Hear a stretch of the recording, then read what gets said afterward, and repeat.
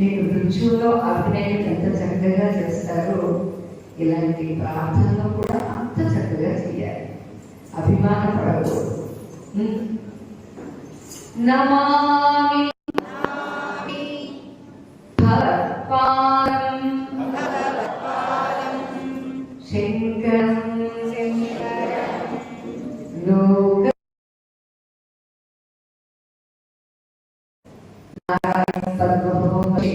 తత్పుత్ర పరాశరం జ్ఞానం శుభం గౌరవం మాతృ శిష్యం శ్రీశేఖర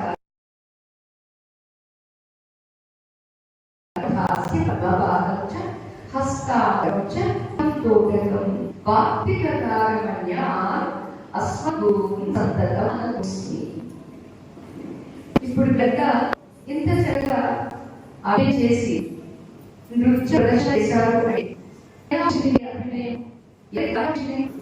చెప్పండి పిల్లలు, చెప్పద్దు, పిల్లలే చెప్పండి. అంతేనా? గురువు ఎట్టుకెళ్ళి యూట్యూబ్ లో లేకపోతే గూగుల్లో చూసి నేర్చుకోవచ్చు కదండి. నేర్చుకోగా గురువు ఎంతో నేర్చుకుని తద్వారా ఇంకా మీకు లేదా గూగుల్లో ఎక్కడెక్కడ కూడా నేర్చుకోవచ్చు. కానీ ముందుగా మాత్రం గురు ముఖత నేర్పాల్సిందే. అలాగే ఇక్కడ ఒక గురు పరంపర, గురువు ఉన్నటువంటి ఆ గురుత్వం అంటే గురుత్వం అంటే తెలుసా మీకు? బరువు. ఏమిటో బరువు అంటే పర్సన్ వెయిట్ కాదు, ఆ పర్సన్ ఇచ్చేటటువంటి విలువ, గౌరవం, ఆదరణ. ఇదన్నమాట. అందుచేత ఇవాళ గురు పరంపరలో ఉన్నటువంటి సాక్షాత్ శంకరుడే శంకరులుగా విచ్చేసినటువంటి మహాభావుడు అవతరించినటువంటి రోజు ఈ రోజు శంకరాచార్య జయంతి. అదే ఈ జయంతి నాడే మన చైతన్య తపోవన్ ప్రారంభించుకుని 28వ సంవత్సరంలో అడుగు పెట్టారు.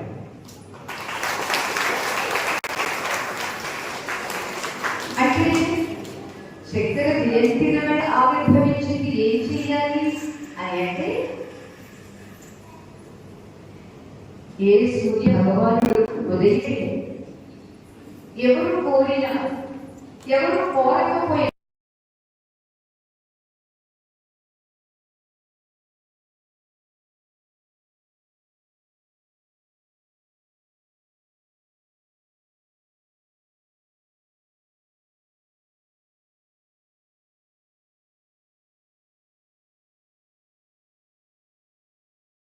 ఆయన ఏమిస్తాడు? పిల్లలు వెరీ గుడ్. వేడిని కాదా, వెలుగుని ఇస్తాడు. ఆ వెలుగు తీక్షణమైనప్పుడు మధ్యాహ్నానికి వేడి వస్తుంది. కోరినా కోరకపోయినా. అలాగే జీవులమైనటువంటి మనం, అజ్ఞానంలో ఉన్నటువంటి మనం కోరినా కోరకపోయినా జ్ఞానాన్ని అందిస్తూ ఉంటారు. ఎవరు? గురువు. గురువు అనే 2 అక్షరాలకే ఎంత చెబుతుంది శాస్త్రం అంటే, గు అనేటటువంటిది అంధకారం అంటే తెలియకపోవడం. ఇప్పుడు అమ్మ మీరు మాతాజీ మీరు ఫలానా నృత్యానికి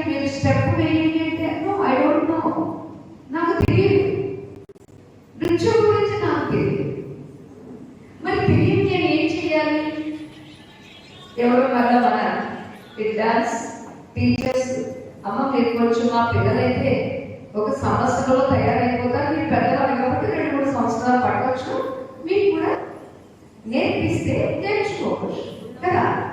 అజ్ఞానం అనేది ఎలా పోతుంది? శంకర భగవత్పాదులు వారు అంటారు, తేజస్ తిరిగిన సంఘాలు. ఒక జ్ఞానం కలగాలి అంటే అజ్ఞానమే పోవాలి. అజ్ఞానం పోవాలంటే ఏం కావాలి? జ్ఞానమే కావాలి. చీకటి పోవాలంటే ఏం చేస్తారండి? వెలుగు ఎక్కడ వస్తుంది? చీకటి దీపం వెలిగించాడు కదా, అది ఉడి దీపం కావచ్చు, విద్యుత్ దీపం కావచ్చు.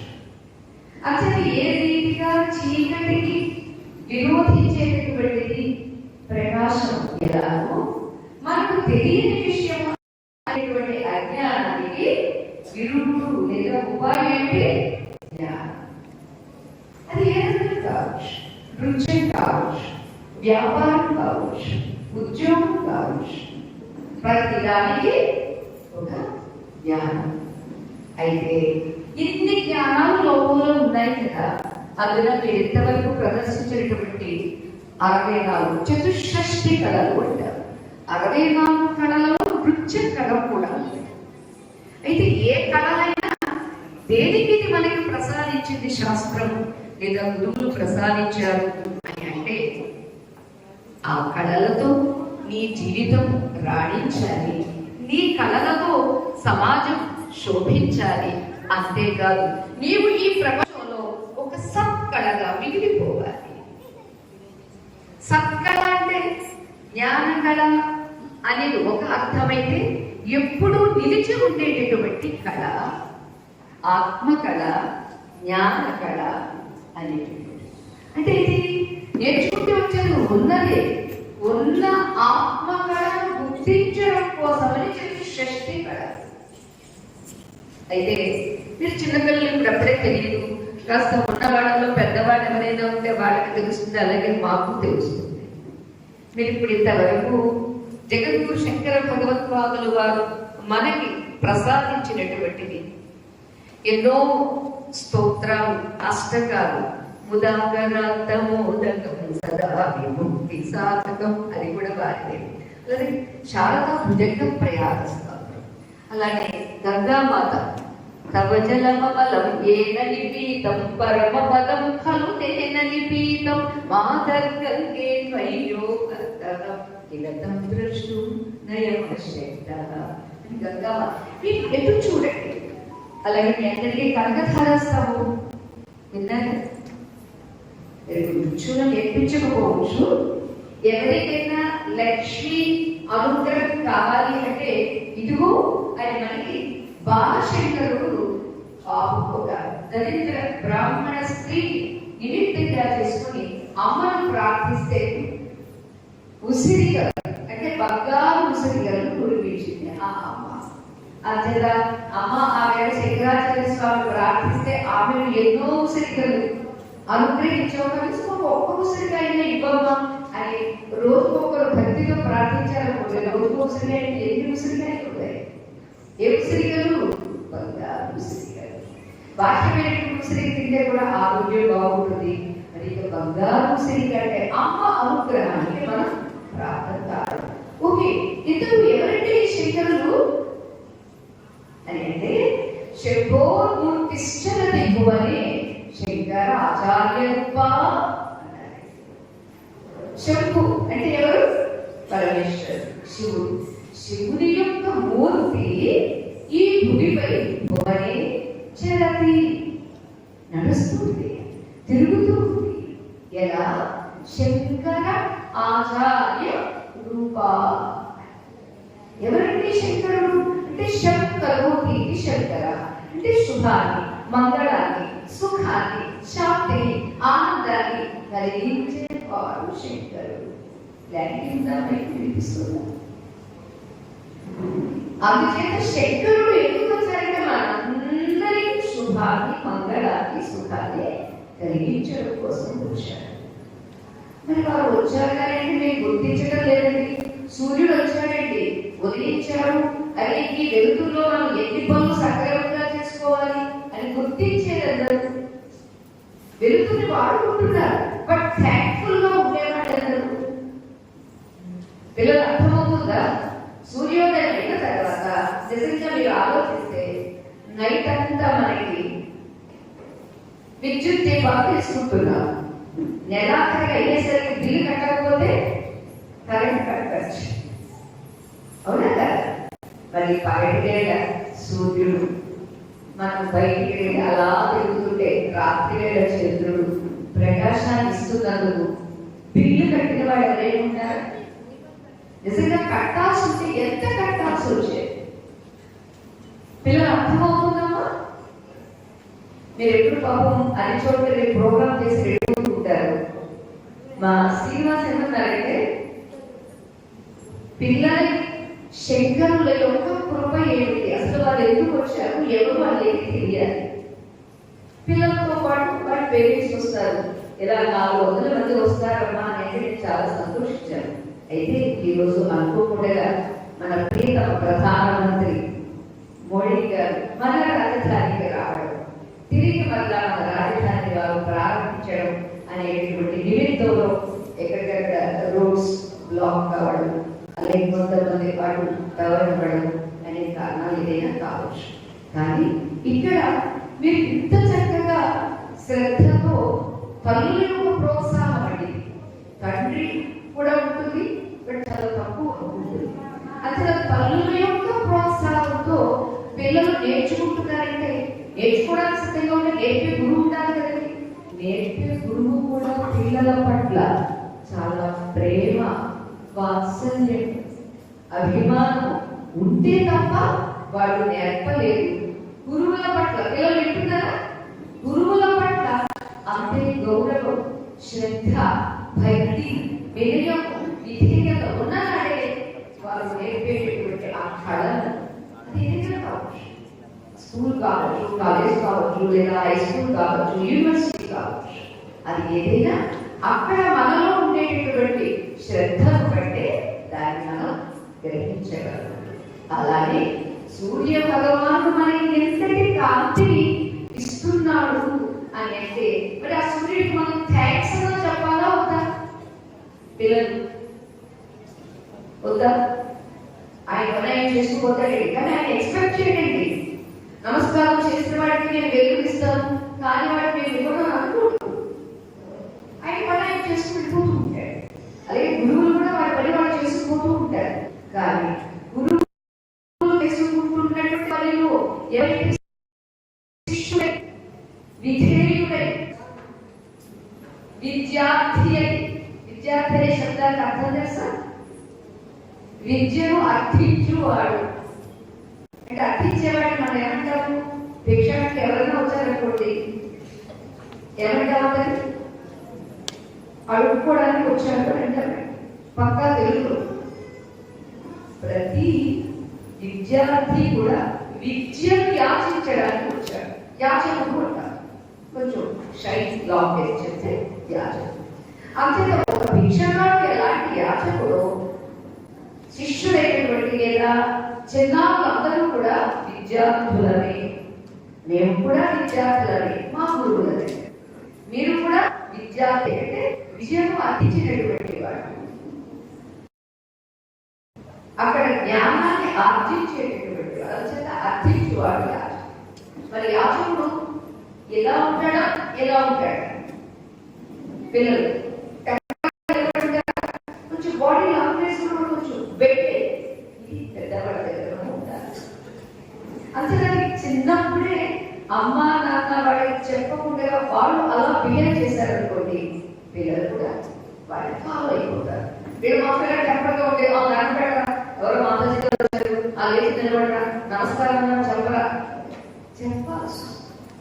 అలా చెప్పకుండా ఉండాలంటే పెద్దవాళ్ళు చేస్తే, అందులో విశేషించి ఇంటికి గృహిణి గృహం వచ్చేది, ఇంటికి ప్రధానమైనటువంటి పాత్ర పోషించేటటువంటి ఆమె స్త్రీ, తల్లి.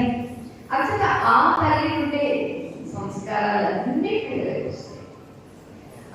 నేర్చుకునేటువంటి సంస్కారాలతో వీళ్ళు దేశ విదేశాలు తిరిగినప్పటికీ కూడా ఇదే సంస్కారాన్ని అక్కడ కూడా వాళ్ళు మెయింటైన్ చేయగలగాలి. అంటే దానికి ప్రధానమైనటువంటి బాధ్యత ఎవరంటే ఎవరు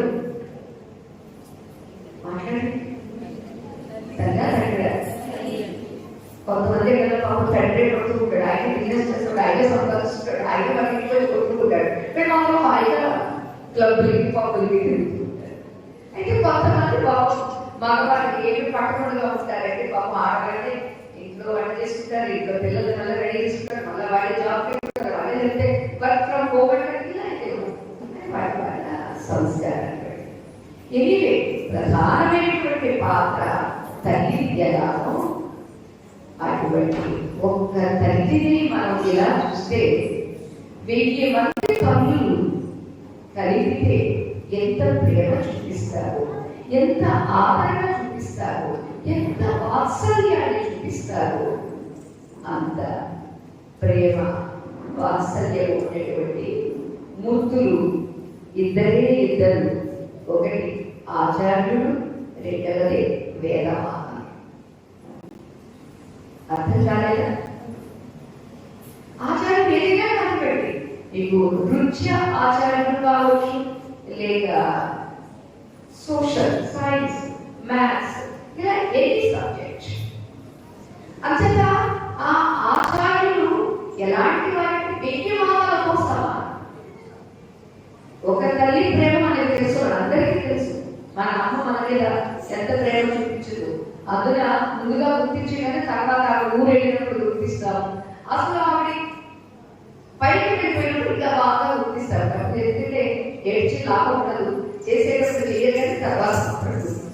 సో అలా కాకుండా ఇక్కడ ప్రతి ఇంటిలో ఉండేటువంటి తల్లి నేర్చుకోవాల్సింది, నేర్పాల్సింది ఏమిటి అనేది కూడా మనకి శంకర భగవత్పాదులు గారు చూపించారు.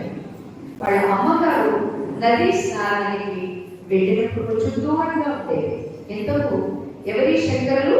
శివగురు ఆర్యామ్మ అనేటువంటి దంపతులకు ఆవిర్భవించినటువంటి మూర్తి అని చెప్పాలి. అంతేకాదు జ్ఞాన సూర్యుడు అని చెప్పాలి. అటువంటి ఆ శంకరుడు ఆయన శంకరుడు అని పేరు పెట్టారు. ఆ శంకర ఆచార్యత్వాన్ని తీసుకున్న అలాగే ఉంది ఆ పేరు. ఎందుకంటే మనందరికీ శంకర వినే ఉంటారు. కంచి కాకపోతే వారు కానీ, శృంగేరి వారు కానీ ఎవరైనా పీఠాధిపతులు వస్తే జయ జయ శంకర, హర హర శంకర, జయ జయ శంకర, హర హర శంకర. ఏమిటంటే శంకర నీకు వేగు చేయదు, హర హర మా పాపాలన్నిటికీ దైవం అంటే హర హర హరించుగారు. నామంలో ఎంత గొప్పదనం అండి. విశేషించి సాక్షాత్తు శంకరుడుగా వచ్చారు శివగురు ఆర్యామ్మ. ఎక్కడ? కేరళ రాష్ట్రంలో కావడి అనేటువంటి గ్రామంలో ఆవిర్భవించారు. అటువంటి ఆ శంకరుడు తల్లి స్నానానికి వెళ్ళి వచ్చేటప్పుడు పాపం కళ్ళు తిరిగి పడిపోయారు అని ఆయన ఏం చేశారో తెలుసండి? తల్లి కోసం పూర్ణ నదిని తన ఇంటి ప్రక్కల నుండి ప్రవహించేట్లుగా చేశారు. బయటికి తీసుకెళ్ళారు.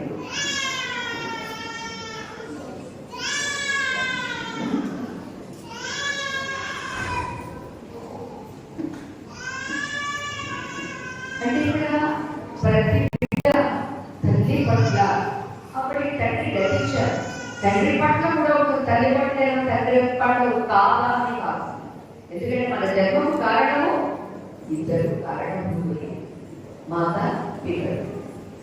అందుచేత ఇక్కడ మాతా పితరులలో ప్రధానంగా శాస్త్రం కూడా చెబుతుంది, ఒక తండ్రికి సమానమైనటువంటి వారు 100 మాతలు.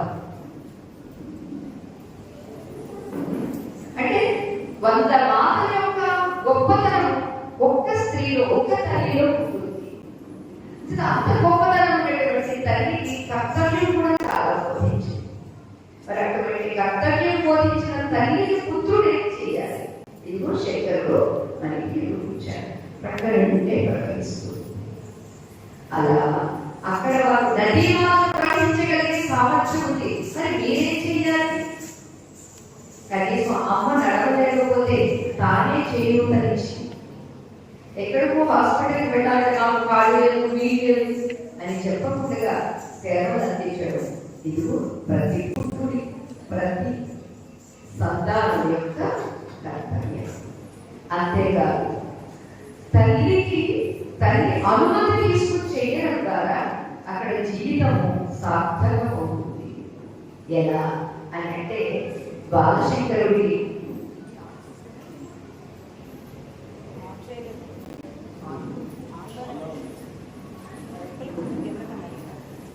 ఈ బాలశంకరుడికి ఆయుష్ ఎంత అంటే ఓన్లీ 8 years, 8 ఏళ్ళు మాత్రమే. ఈ 8 ఏళ్ళు మాత్రమే అని అనుకున్నప్పుడు తల్లి బాగా గెలిపిస్తుంది. తండ్రి ముందుగానే గెలిపించారు. గెలిపిస్తున్న తల్లికి ఎలా అని అనుకునేటువంటి శంకరుడు సన్యాసిస్తే తిరిగి వల్ల ఆయుష్ పెరుగుతుంది. మరి దాన్ని ఏమిటి అని అంటే స్నానం చేయడానికి తల్లి కూతురు ఇద్దరు వెళ్ళినప్పుడు మొసలి పట్టింది బాలశంకరుడు.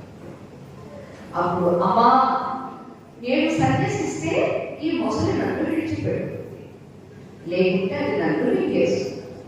మరి నన్ను మింగేస్తే నీ పుత్రుడుగా నేను ఉండలేను, మరి నీకు ఎవరు లేదు, నాకు సద్గతి లేదు, నీకు సద్గతి లేదు.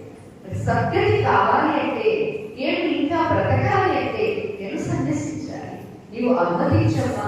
అంతేకాదు నేను సన్యసిస్తే ఇటు 7 తరాలు అటు 7 తరాలు, అంతేకాదు ప్రస్తుతం ఉన్నటువంటి 7 తరాలు 7 21 తరాలు ధరిస్తుంది. అంతేకాదు సమాజం ఉద్ధరింపబడుతుంది. సూర్యుడు కేవలం విజయవాడలో లేదా ఆంధ్ర రాష్ట్రానికి మాత్రమే వెలుగుతానుకుంటాడా? యావత్ ప్రపంచాన్ని. అందున మనకి తూర్పు దేశాలకి 12 గంటలు ఇస్తే పశ్చిమ దేశాలకి మరొక 12 గంటలు ఇస్తున్నాడు. ఆయన బ్రేక్ చేయాలని ఆయన అనుకోట్లా. బ్రేక్ ఎందుకు అవుతుంది పిల్లలు? బ్రేక్ ఎందుకు అవుతుంది? సూర్యప్రకాశానికి చెప్పండి ఏంటి? ఎవరు నేర్చలేదా పిల్లలు? సూర్యోదయము సూర్యాస్తమయం అవుతున్నది అంటే దానికి కారణం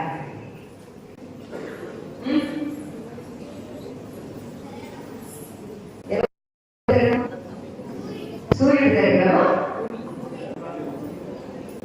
సూర్యుడు తిరుగుతున్నాడా ఏంటి? అదే అంటే డాన్స్ చేసిన వీళ్ళు అని మర్చిపోతారా? భూమి తన చుట్టూ తాను తిరుగుతూ సూర్యుడు చుట్టూ తిరుగుతుంది కాబట్టి మనకు చీకటి వస్తుంది. ఇది కూడా అనుగ్రహం కదండి. పిల్లవాడు ఎప్పుడో ఆడుతుంటే చాలా ఆడుకోరా వచ్చి అని తల్లి ఏం చేస్తుంది? ఒళ్ళో వేసుకుని జోలు కాడవాలి. అలాగే భగవంతుడు ఎంత కరుణామయుడు అంటే పగటివేళ 12 గంటలకు నువ్వు చక్కగా కష్టపడి చదువుకో, కష్టపడి ఆర్జించు, దాన్ని రాత్రివేళ విశ్రమించు. ఆ విశ్రాంతిలో కూడా ఎలా నీవు ఫలానా అనేటువంటి ధ్యాస కూడా లేకుండా హాయిగా ఆనందంగా ఉండే స్థితిని ప్రసాదిస్తున్నాడు భగవంతుడు. అంటే ఎంత కరుణామయుడు. నిద్రలో ఎవరైనా మనం ఏ రీతిగా ఉన్నాము? మీకు అన్నమాచార్య స్వామి చెప్పారు, మందరాన్ని ఇలా ఎవరు చేయలేదు అనుకుంటారు. నిద్రగా నిద్రించు నిద్రొకటే అంటనే నిద్ర అదివు ఒకటే చెడ్డాలుండేటి సరిభూమి ఒకటే మెట్టైన బ్రాహ్మణుని మెట్టు భూమి ఒకటే చెడ్డాలుండేటి సరిభూమి ఒకటే. రాజు రాజుగా లేడు నిద్రలో, భంటు భంటుగా లేడు నిద్ర. బ్రాహ్మణుడు ఉండేటటువంటి భూమి చాలా మెట్టు భూమి, చండాలు ఉండేటటువంటి వాడు చాలా తక్కువ భూమి. పంచభూతాలు ఏ తేడా పాడాలి? వాయువుకి తేడా ఉందా? అగ్నికి తేడా ఉందా? ప్రకాశానికి తేడా ఉందా? నీటికి తేడా ఉందా? భూమికి తేడా ఉందా? అలానే మన అందరూ నిద్రలో కూడా ఏ తేడా పడలేక హాయిగా ఉన్నాం. ఆ హాయి ఎలా వచ్చింది? ఎవరిచ్చారు? ఏమిటది అని అంటే ఆ విషయాన్ని కూడా ఉపనిషత్తులో చెప్పినటువంటి మాటనే శంకర భగవత్పాదులు వారు సుషుప్చేక సిద్ధ. సుషుప్తిలో ప్రతి ఒక్కరికి ఆనందానుభూతి కలుగుతుంది. ఆనందమే మనందరి నిజస్వరూపం. తదేకో వశిష్ట శివ కేవలం. నిద్రలో వెళ్ళేసరికి అన్ని జారిపోతాయి, అన్ని మర్చిపోతాం, హాయిగా ఉంటాం. అక్కడ వెలుగు వచ్చేసరికి ఒకటి వెతికెళ్తాయి. వారు చెయ్యాలి, నేను ఎలా ఉండాలి, అలా ఉండాలి, ఎక్కడ వాడు వెళ్ళిపోతుంది, నేను దిగిపోతున్నా, ఇంకేదో చెయ్యాలి, ఇంకేదో సాధించాలి. ఇవన్నీ జాగ్రత్త స్వప్నాల్లో ఉన్నది. ఇదంతా భ్రమ కారణము, నీ మనస్సు చేసేటటువంటి చేష్టల కారణము. అంతే గాఢ నిద్రలో మనస్సు లేదు కాబట్టి హాయిగా మాధవుడుగా ఉన్నావు అని నిరూపించి నీవు చనిపోయేవాడివి కాదు, జీవుడివి కాదు, సాక్షాత్తు శివుడివి. శివావతారం కదండి. ఇక్కడ శివావతారం అంటే మనకి ఉన్నటువంటి ఇలా అభయవరాస్తుడైనటువంటి ఆస్తుడు మాత్రమే కాదు. శివం అంటే మంగళం, సర్వవ్యాపం. అది సత్ చిత్ ఆనందం. సత్ ఎప్పుడూ ఉంటుంది, చిత్ జ్ఞానంగా ఉంటుంది, ఆనందం హాయిగా ఉంటుంది. ఇది ఎవరి స్వరూపము అంటే మనందరి స్వరూపం. ఇదే ఉపనిషత్తు చెప్పింది, అదే భగవద్గీత చెప్పింది. నైనం చిందంతి శస్త్రాణి నైనం తరతి పాపక నజీవం వేదయంత్యాప న సోపాక. ఆ అస్త్రశస్త్రాలతో ఛేదింపబడతారు, నీటిలో కప్పబడదు, అగ్నిలో కాల్చబడదు. మరి అప్పుడు మనకి భయం ఎందుకండి? అటువంటిప్పుడు మనకి బాధ ఎందుకండి? అనేది సత్యం తెలియక, అంటే జ్ఞానం లేక. ఏ జ్ఞానం లేక మనందరికీ భయము, రాగము, ద్వేషము, కామం, క్రోధాలు కలుగుతూ ఉన్నావు. ఆ కారణమైనటువంటి అజ్ఞానాన్ని తొలగించుకోవడం కోసమనే, మనకి మార్గ నిర్దేశనం చేయడం కోసమనే వచ్చినటువంటి మహానుభావుడు. కాబట్టి ఎప్పుడైతే సన్యసించారో ఆ సన్యసించేసరికి వారికి మరొక 8 ఏళ్ళు ఆయుష్. అంటే ఎవరైతే నేను నాది కాదు అని అనుకుంటారో వాళ్ళ ఆయుష్ పెరుగుతుంది. త్యాగం వల్ల యోగం కలుగుతుంది, యోగం వల్ల ప్రాణ యొక్క శక్తి పెరుగుతుంది.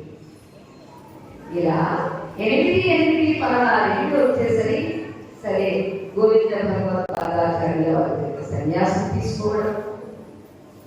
అప్పుడే మళ్ళా కర్మదాలని పొందితే కమండలంలోకి దాన్ని చొప్పించి ఉంచడం. గురువు గారి ఆశ్చర్యపోయారు, ఎవరిద్దరు అని ఒక్కసారి కంటూ చూస్తే అపరశంకరుడు బాలశంకరుడుగా వచ్చారు. ఎందుకు వచ్చారండి? సూర్యుడు ఎందుకు వచ్చారండి? సూర్యుడు ఎందుకు వస్తున్నాడు కదా 2 రోజులు, అంతేనా? వెలుతురు కోసం. మరి వెలుతురిస్తున్న సూర్యుడు పట్ల ఎంతమంది గుర్తించి సూర్యుడికి నమస్కారం చేస్తున్నారు? చేస్తున్న వాళ్ళు ఎవరో చేతులెత్తండి. పెద్దవాడు గురు, పెద్దవాడు మాత్రమే. మరి మీరు పెద్దవాడు చేస్తున్నప్పుడు పిల్లలకు కూడా నాన్న ఒక్కసారి సూర్య నమస్కారం చేయండి నేర్పాలి. మన సనాతన ధర్మం యొక్క గొప్పతనం ఏంటంటే ప్రత్యేకించి చేయమని చెప్పలేదు. దైనందిన జీవితంలో ప్రకృతి లేవగానే అరచేతులు చూసుకుని దండ పెట్టేవాళ్ళు ఎంతమంది చేతులెత్తండి. అందరూ పెద్దవాళ్ళే ఎత్తుతున్నారు. మీరు పిల్లలకి ఎందుకు నేర్పించలేదు? ఏమ్మా చెయ్యాలి చూసేసరికి కానీ ఒకేసరికి ఏమి అడుగుతారు లేదు. ఓకే, వెనక్కి వచ్చిన తర్వాత చేతులు చూసుకుంటారు. అడుగు ముందు పెట్టేటప్పుడు ఏ అడుగు ఎవరిపై మోపుతున్నాము ఆమెకు నమస్కారం చేసేవాడు ఎవరు?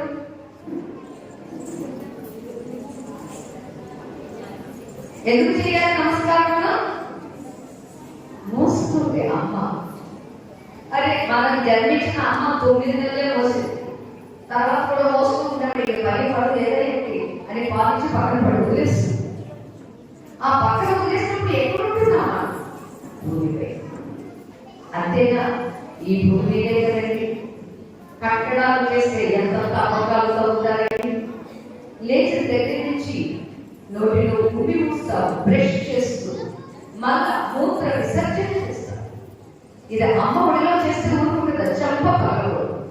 మరి ఈ అమ్మ నీకు ఎప్పుడైనా ఆలోచిస్తే నీకు నాకు దిక్కు లేదమ్మా, వేరే ఛాన్స్ లేదు, అంతేకున్నాను క్షమించాల్సిందే అమ్మా అని అది కూడా వెళ్ళిపోయింది. అంతేకాదు ప్రతి భార్య లేచిన వెంటనే భర్తకు నమస్కరిస్తే అది పిల్లలు చూస్తే వాళ్ళు ఏం చేస్తారన్నప్పుడు నమస్కారం చేస్తారా? క్రికెట్ ప్లేయర్ చేస్తారా? లేదు, ముందు అమ్మ చేస్తుంది కాబట్టి నాన్న చేస్తారు, మళ్ళా నాన్న కూడా సైడ్ చేస్తే అమ్మకు చేస్తారు. దైనందిన జీవితంలో చూడండి, నీకు ట్యాప్ పెట్టేటప్పుడు గంగా ఏటిలో చేశారు. ఇదంతా శంకరాచార్య స్వామి మనకు అందించారు. ఎలా అంటే చక్కగా ఒక విస్తర వేసి మీకు వాటి ఫంక్షన్స్ పెడితే 300 ఐటమ్స్ వేస్తారట. అవేమో నాకు తెలియదు, వెళ్ళలేదు, 300 ఐటమ్స్ వేస్తే తినేవాడు ఎంత తింటాడు, వాడు వేసేది ఇంతంత వేస్తాడు అనమాట.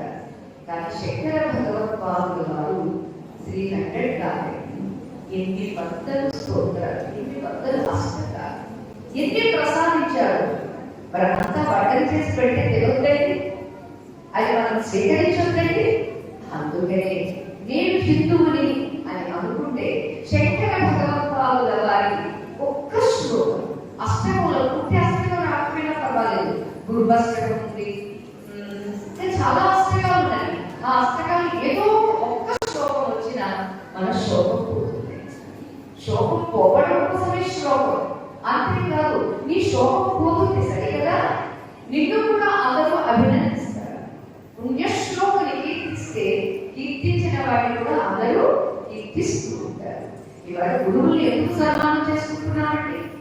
వారి సమయాన్ని శక్తిని వినియోగించి ఎంతమంది పిల్లలకు ఇంత విద్యను నేర్పించాలి అని ఒక సంతృప్తి వారి. అందుచేత అటువంటి వారిని మనం గౌరవిస్తారు.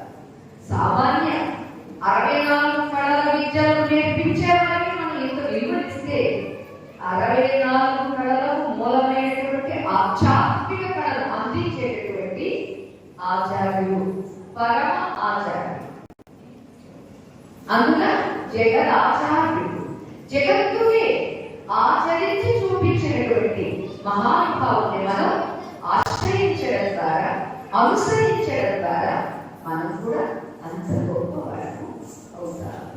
అంచేత జగద్గురు శంకరాచార్య స్వామి వారి జయంతి అని అంటే ఆ నిమిత్తంగా ఉన్న ఆ మహానుభావుడు యొక్క కృప ఎంత. ఓకే, 16 ఏళ్లలో మొత్తం ప్రస్థానత్రయ భాష్యం, ప్రకటన గ్రంథాలు అన్ని అయిపోయినాయి. మీ అందరికీ భజన గోవిందం బాగా కొట్టేది కదా, భజన గోవిందం. యోగరతో వా భోగరతో వా, యోగరతో వా భోగరతో వా, సంగరతో వా సంగవిహీన, యస్య బ్రహ్మణి రమతే చిత్తం, యస్య బ్రహ్మణి రమతే చిత్తం, నందతి నందతి నందత్యేవ, నందతి నందతి నందత్యేవ, భజ గోవిందం భజ గోవిందం గోవిందం భజ.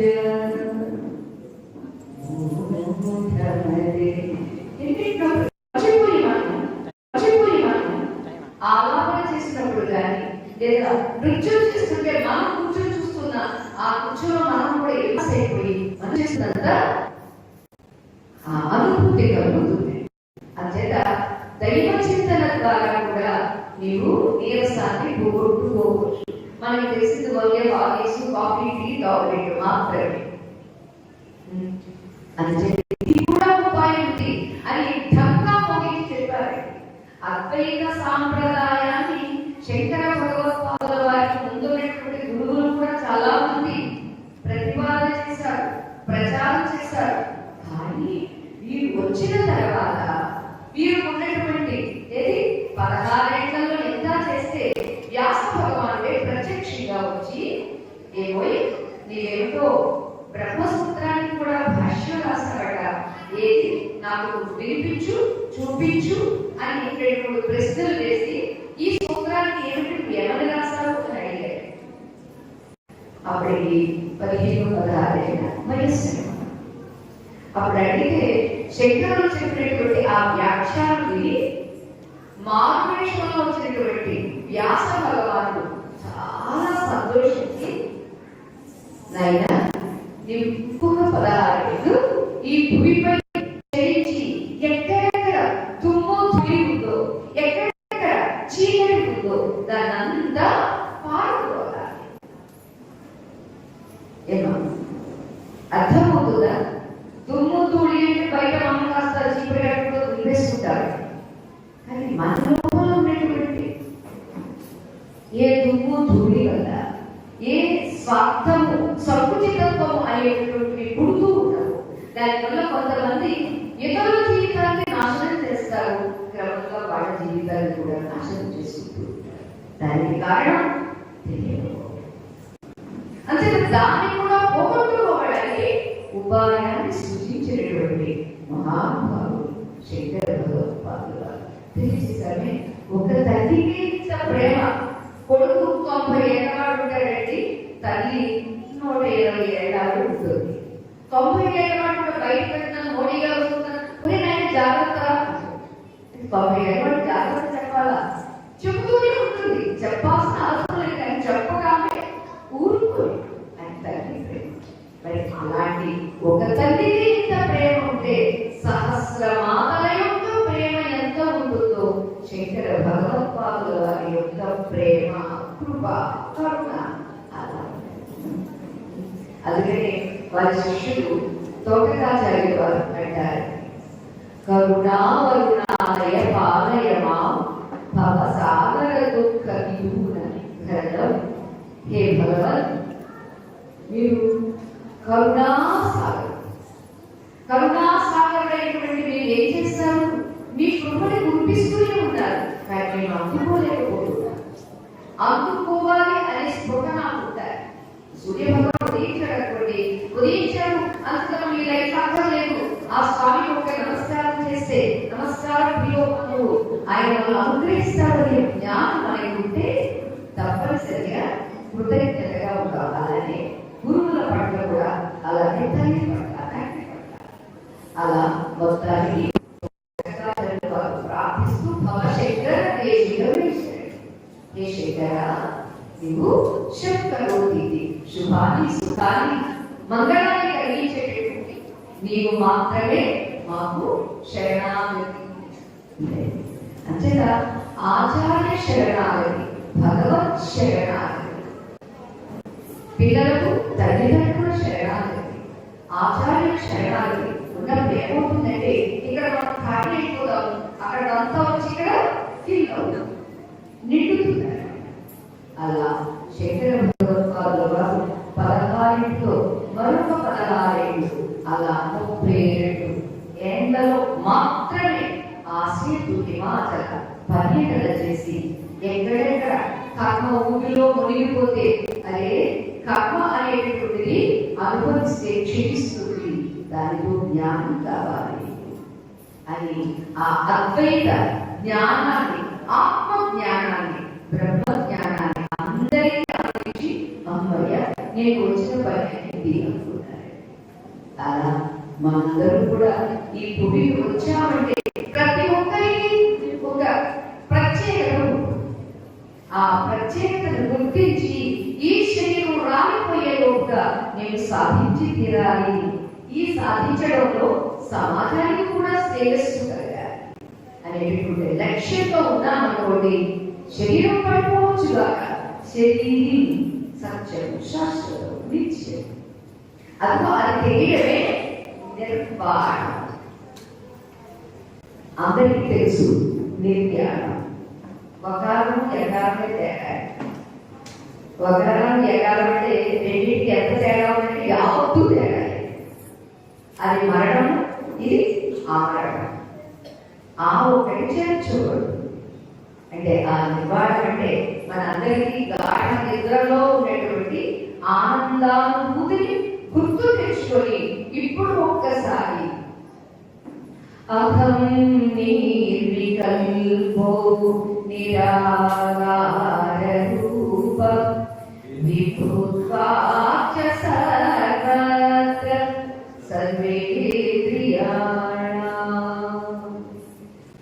న చాసంగతం నైవ ముక్తిం న మేయ చిదానంద రూప శివోహం శివోహం చిదానంద రూప శివోహం శివోహం శివోహం శివోహం. ఎన్నో శక్తాలు ఇది మనందరికీ. నిద్రలో మనం ఏ ఆకారం లేదు, ఏ వికారం లేదు, ఏ బాధ లేదు, ఏ నొప్పులు లేవు, ఏ చింతలు లేవు. ఎలా ఉన్నాము? అని గుర్తింపజేసేటువంటి ఆ శంకర భగవత్పాదుల వారికి మనస శిరస వచస ప్రణామాలు సమర్పించి ఇంతవరకు చిన్నారుల యొక్క అభినయంతో పెద్దవాళ్ళందరికీ ఆనందాన్ని కలిగించినందుకు వారికి, అలానే వారికి అంతటి అభినయాన్ని అంత చక్కగా ఆదర్శంగా ఆత్మీయతతో అభిమానంగా నేర్పించినటువంటి మన ఆచార్యులకు, గురువులకు మా హృదయపూర్వక మంగళాశాసనములు విశేషించి ఒకటి శంకర జయంతి అయితే, రెండవది ఆశ్రమ అష్టావింశతి వార్షికోత్సవ సందర్భంగా మనంతా కలవడమైంది. ఆ శంకరుల యొక్క కృప మనందరి మీద ఎప్పుడు ఉంది. ఆ కృప కురిపిస్తున్నటువంటి వారికి ఒక్కసారి మీరు నమస్కారం చేయండి. ఎందుకంటే చెబుతుందండి, శంకరుల మేధస్సు నాకు కావాలి అని కోరుకుంటారు. అంత ప్రజ్ఞాసి, ఆ ప్రజ్ఞ మనకి కావాలి అంటే అందరూ చెప్తున్నాడు, సూర్యుడికి నమస్కారం చేస్తే లాభం ఏమిటండి? ఈసారి పెద్దవాడు చెప్పండి, సూర్యుడికి నమస్కారం చేస్తే లాభం ఏమిటి? మాకు కరెక్ట్ కూడా చేత అదే లాభం పడతారా? ఎస్, ఆరోగ్యం భాస్కరాచే అని శాస్త్రం చెప్తుంది.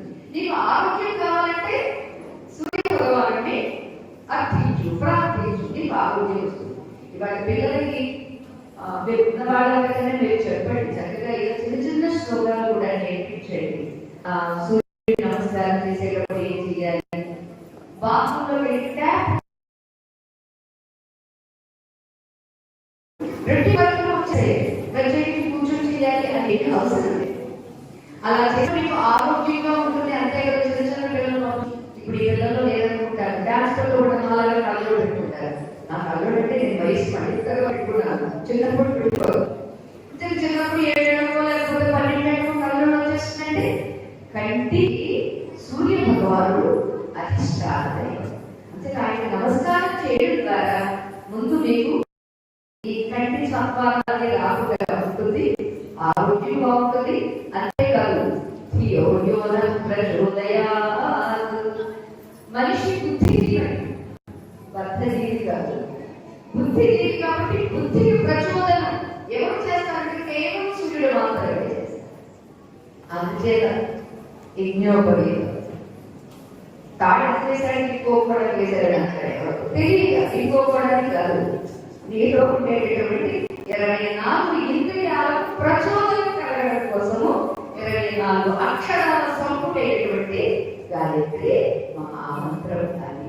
అంటే మనకి తెలిసి చేసుకున్నప్పుడు, మీరు పిల్లలకి తెలియజేసినప్పుడు వాళ్ళకి నిజంగా ఇంకా ఎనర్జీ లెవెల్స్ పెరుగుతాయి, బుద్ధి ప్రచోదనం కలుగుతుంది. ఇలా చెప్పగానే అలా గ్రహించేటటువంటి శక్తి కలుగుతుంది. కలిగించుగాక అని శంకర భగవత్పాదుల వారిని ప్రార్థిస్తూ మరొకసారి అందరికీ మీ అందరికీ మా అభినందనలు. ఇక ఇప్పుడు చిన్నారులందరికీ ముందుగా ఆచార్యులకి అభివందనం, అలాగే చిన్నారులకు అభినందనలు. మన ఈ కార్యక్రమానికి చైతన్య భువన్ ప్రెసిడెంట్ ట్రస్టీ గారు శ్రీమాన్ గారు, అలాగే ట్రస్టీస్ గా ఉన్నటువంటి వారు ఏముల సంతోష్ గారు, అలాగే ట్రస్టీ ఇంజనీర్ గా ఉన్నటువంటి వారు మన శ్రీనివాస్ గారు, కొండ శ్రీనివాస్ గారు ముగ్గురు సోదరుల నుంచి వచ్చారు. అలాగే విజయవాడ శ్రీమతి సోమిశెట్టి మీ విజయ గారిని కూడా ఒక ట్రస్టీ. వీరందరూ కలిపి చిన్న